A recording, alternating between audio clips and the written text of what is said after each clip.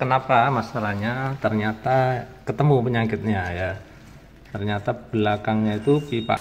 Bismillahirrahmanirrahim. Alhamdulillahirabbil alamin. Allahumma shalli ala sayyidina Muhammad wa ala ali sayyidina Muhammad. Kawan-kawan, dalam video kali ini saya ingin membahas dua hal tentang AC, yaitu hal pertama adalah pengalaman saya yang cukup ya menjengkelkan gitu. Kenapa? Yaitu AC yang netes terus airnya kawan, tapi nggak ketemu masalahnya. Akhirnya setelah ketemu ternyata barang tersebut ya sangat menjengkelkan saya. Kenapa menjengkelkan? Nanti saya akan bahas ya. Kemudian yang kedua adalah ini nanti saya akan membahas sedikit ya pertanyaan dari seseorang yang mengatakan, katanya, Pak, saya setelah servis AC ya, setelah mencuci AC, tadinya AC dingin, tapi ketika saya sudah selesai mencuci ke tukang cuci AC, kok malah nggak dingin ya, kenapa gitu ya. Oke, kita akan bahas yang kasus pertama dulu ya kawan.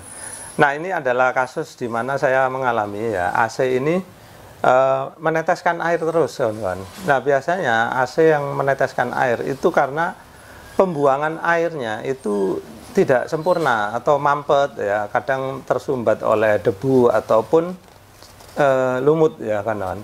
Nah, kali ini sudah dibersihkan tapi masih juga netes ya. Jadi akhirnya bagaimana? Coba kalian perhatikan dulu video yang saya tampilkan berikut ya.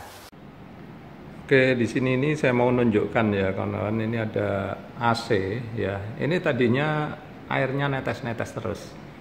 Sampai kita panggil orang untuk membersihkan ya, mungkin ada yang menyumbat atau apa gitu. Ternyata masalahnya bukan masalah tersumbat atau apa. Nah, kita perhatikan ya apa yang terjadi berikut ini. Ya, ini dia AC yang lagi diperbaiki ya. Problemnya apa? Air netes terus ya. Terus kenapa masalahnya? Ternyata ketemu penyakitnya ya. Ternyata belakangnya itu pipa AC tidak dibungkus dengan busa isolasi suhu ya. Busa isolasi suhu itu bentuknya warna hitam ya. Nanti saya ini contohnya ya. Nah, pipa AC itu seharusnya dibungkus seperti ini agar mengisolasi ya suhu dari luar dan suhu dari pipa itu tidak bertukar. Jadi pertukarannya hanya di dalam evaporator gitu ya. Nah, masalahnya apa? Harusnya dibungkus seperti ini ya, busa seperti ini. Ternyata tadi di belakang AC bungkusnya seperti ini, pakai plastik kantong plastik ya, seperti ini. Jadi ini ya jelas salah, sehingga terjadi pengembunan yang tidak diinginkan, kemudian air netes terus ya. Ini bukti ini.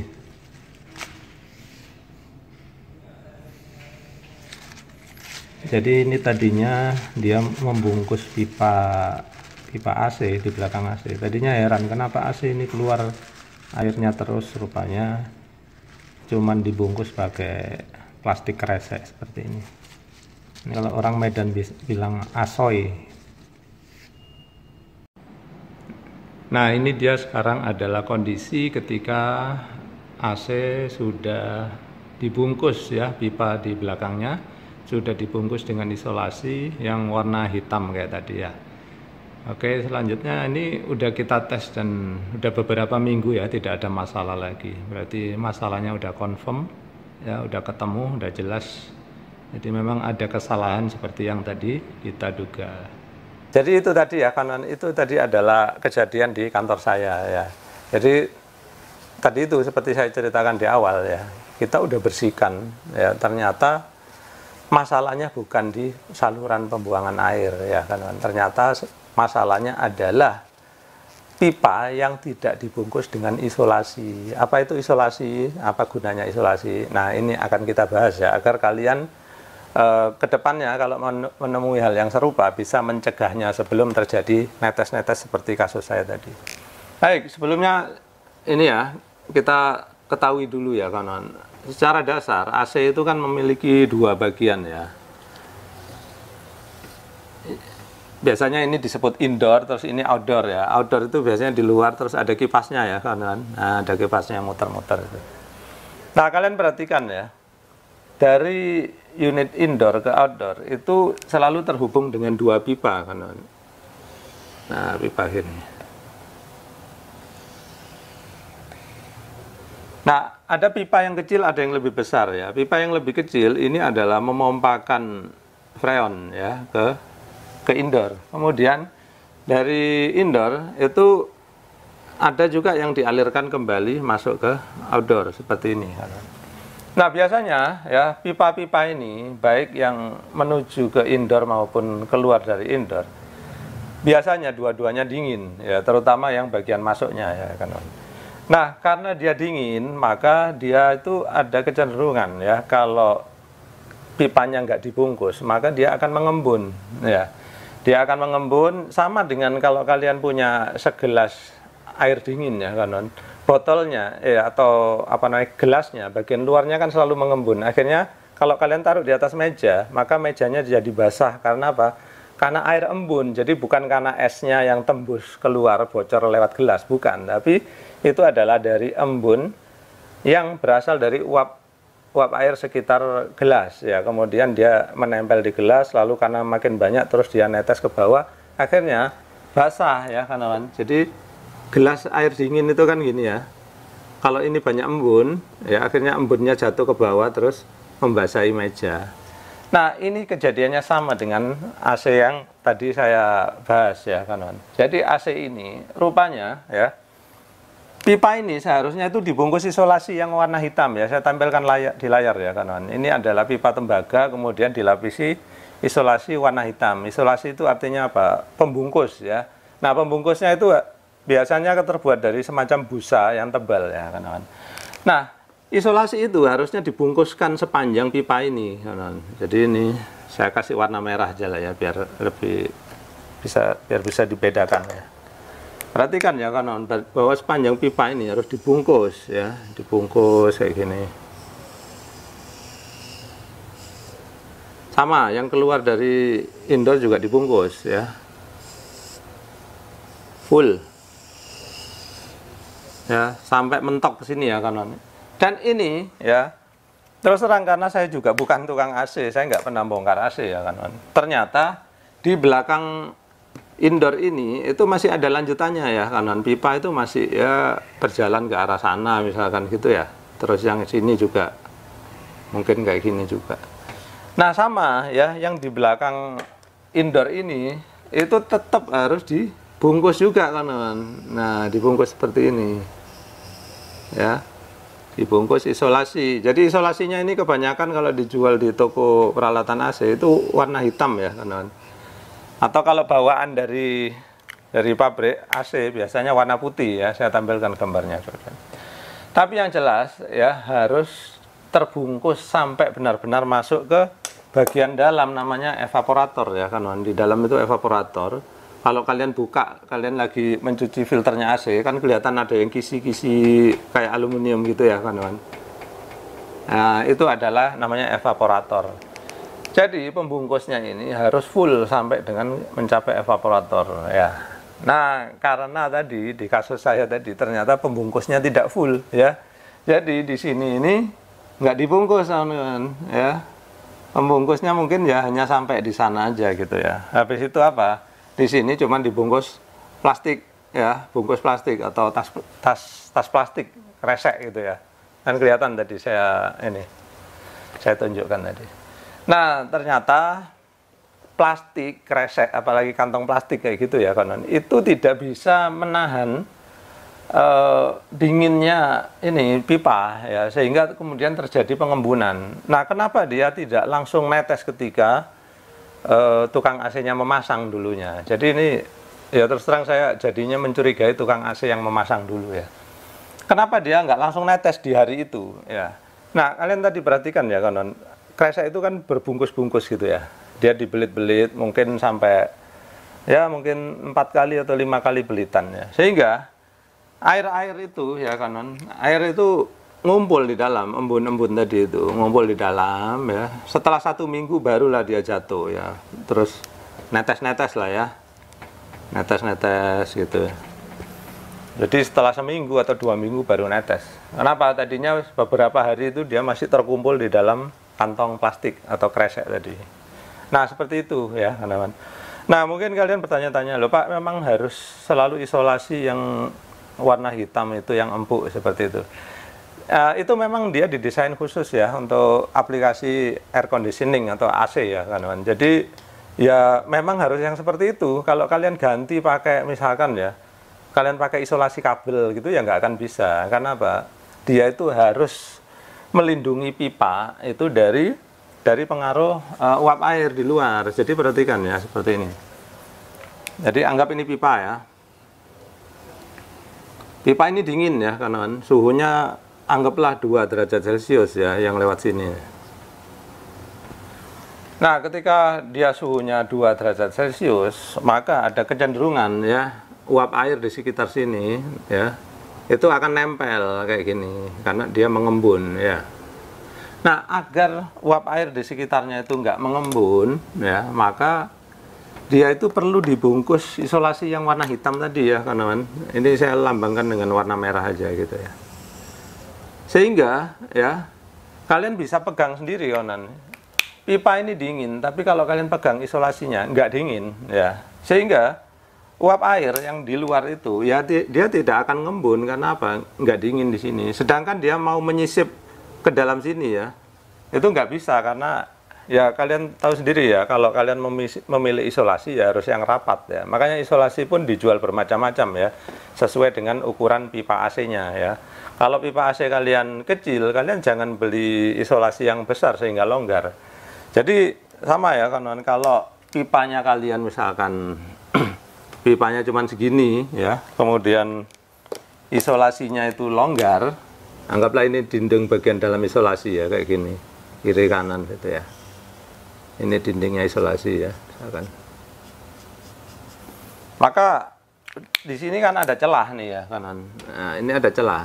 Nah, nggak boleh ada celah. Kalau ada celah nanti terjadi pengembunan juga ya. Jadi harus pas ya. Harus seperti ini. Kalau ini pipanya maka harus nempel. Makanya beli isolasi yang pas. Isolasi pipa AC ya kawan. Jadi kalau kalian ke tukang atau ke toko yang jual peralatan AC, mereka juga pasti tahu isolasi pipa AC. Baik, seperti itu ya kawan. Jadi pengalaman yang menjengkelkan namun ya menjadi pelajaran bagi saya juga, dan mudah-mudahan bisa bermanfaat bagi kalian yang menonton ini ya kawan. Nah baik, sekarang menginjak ke topik yang kedua ya kawan, yaitu menjawab, Pak, kenapa saya habis nyuciin AC kok malah kemudian AC-nya nggak dingin gitu ya. Nah ini sebetulnya mungkin saya juga pernah ngalamin ya kawan, tapi saya lupa ya, karena semakin kesini kan saya banyak belajar ya dari kawan-kawan yang ngerti AC, kemudian saya juga nonton ya channel-channel YouTube yang servis AC. Salah satunya channel teknisi AC ya, silakan kalian lihat juga di sana kawan. Nah beliau pernah ya mengatakan bahwa memang ada di channel beliau ya, bahwa beliau dulu pernah jadi tukang servis AC yang curang gitu ya. Jadi ini kemungkinan kalian yang mencuci AC kemudian AC-nya jadi nggak dingin, kemungkinan kalian mungkin mengalami hal ini.